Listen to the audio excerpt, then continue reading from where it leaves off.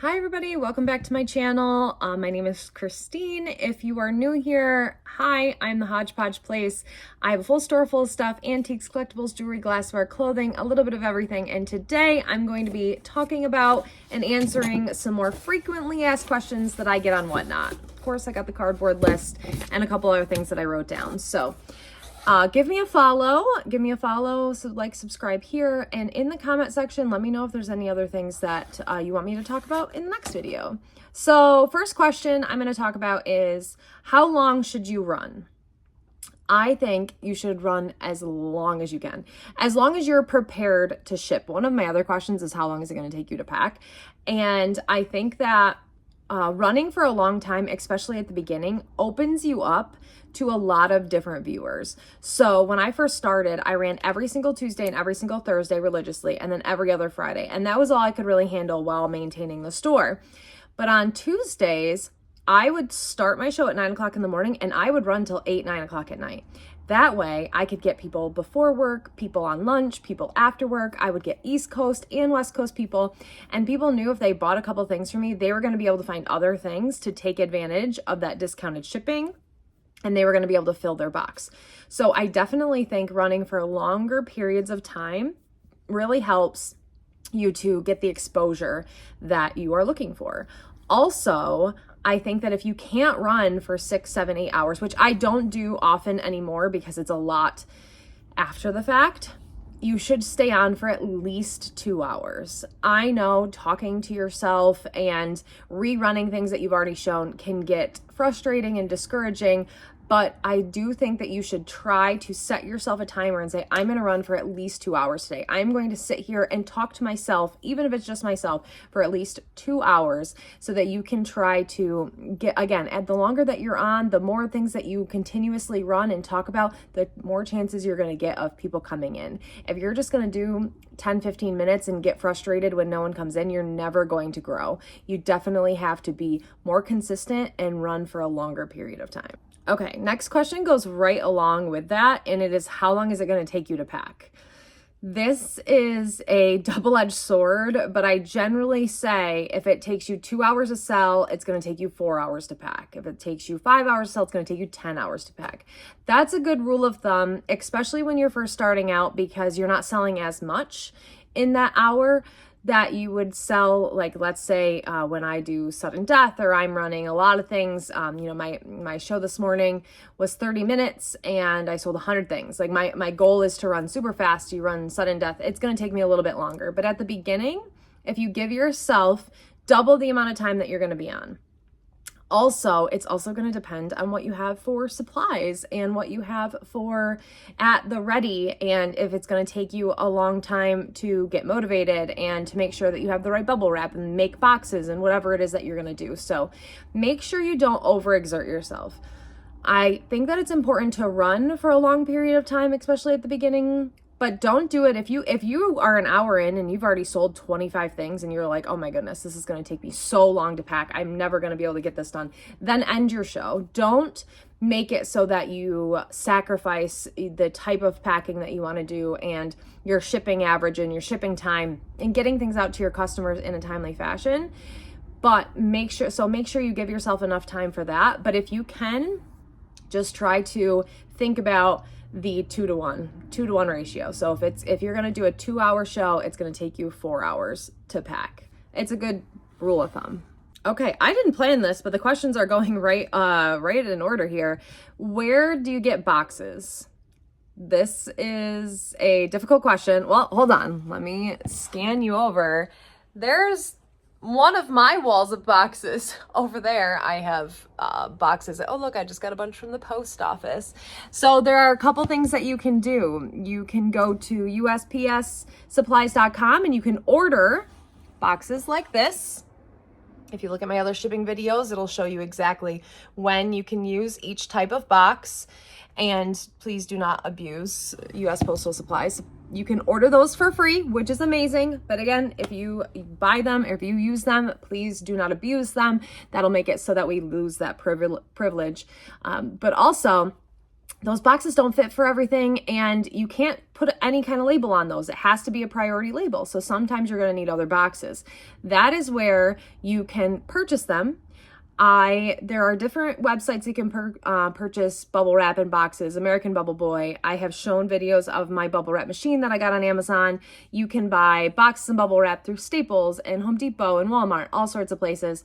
I think the best way is, because I am a reduce, reuse, recycle, that is what we do here as resellers, I try to get boxes for free whenever I can. Any little bit of cost that I can cut down in my business, I try to take advantage of.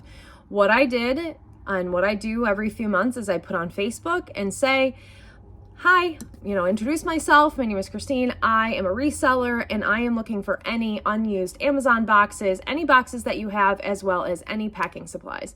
And the outreach of my Facebook has been incredible. I have a couple people that I call my box fairies.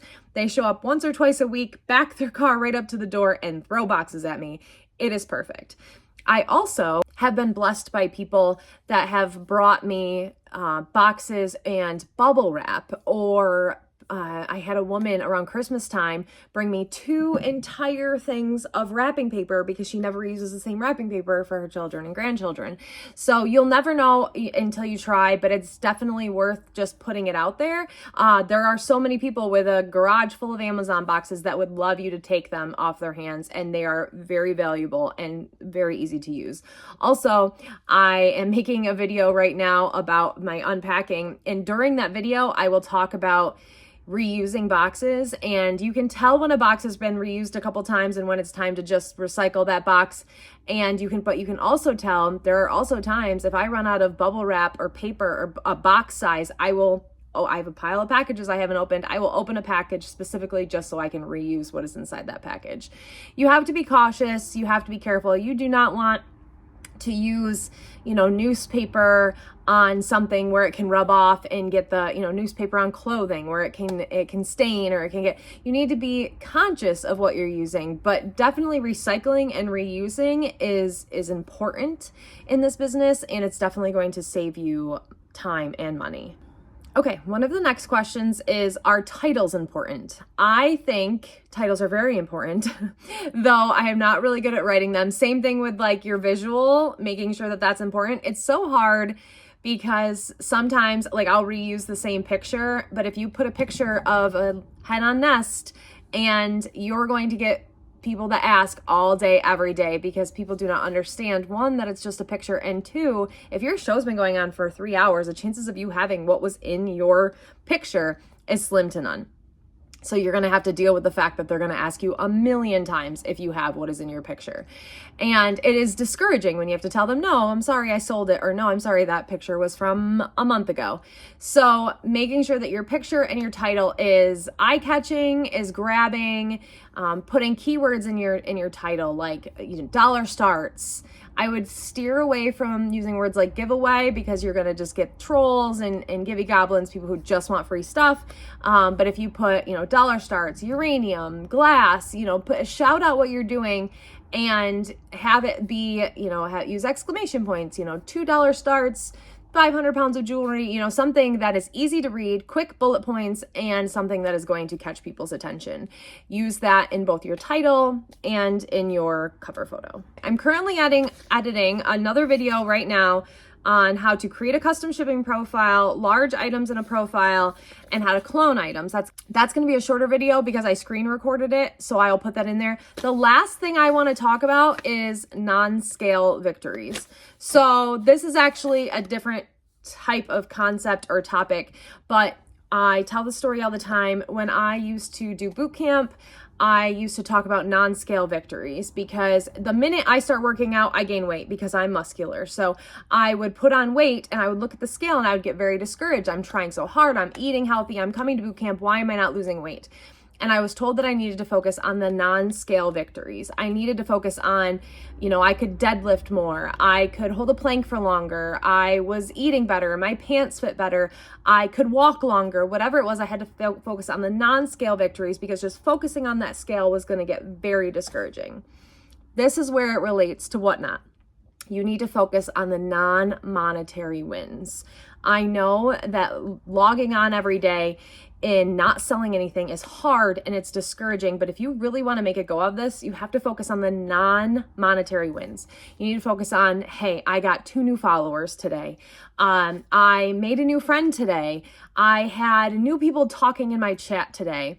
I got up the courage to do a show today. Even if you didn't sell anything, you turning that on is better than 95% of the people out there. You are already doing better than most by just putting yourself out there, putting your face on the internet and trying. You trying is already better than most. So focus on your non-monetary wins, your non-monetary victories, so that you can continue to continue to hold that momentum and move forward in your journey. It is definitely hard, especially when you are spending so much of your time, because time is money, but you need to focus on other things as well. Okay, that's it for today. Not too long of a video. Again, I'm editing another video right now on how to do those couple things.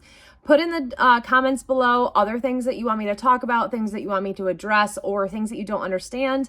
And check out my other videos. I have about an hour-long playlist of What Not Help videos, lots of shipping questions answered, and then some more just general questions. But make sure to like and subscribe and hang out with me over on Whatnot daily for live auctions. Lots of fun and laughs, and I will see you there. Love you, bye.